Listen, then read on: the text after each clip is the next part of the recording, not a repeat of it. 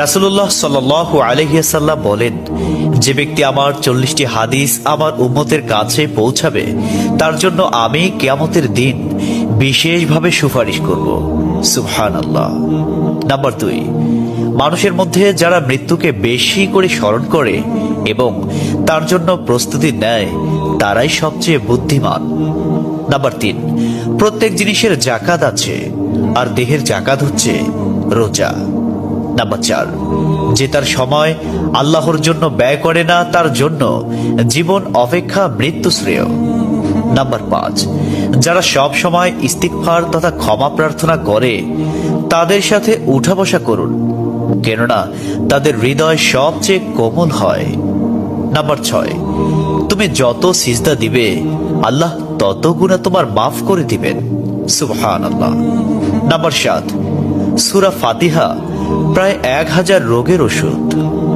Number 8, হাতের তালুতে জ্বলন্ত আগুনের কয়লা রাখলে যেমন কষ্ট হবে তার চেয়ে বেশি কষ্ট হবে শেষ জামানায় ঈমান রাখতে।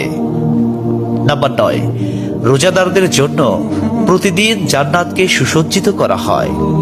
সুবহানাল্লাহ।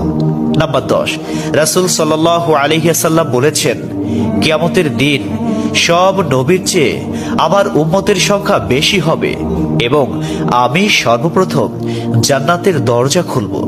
সহিহ মুসলিম, হাদিস নম্বর 196।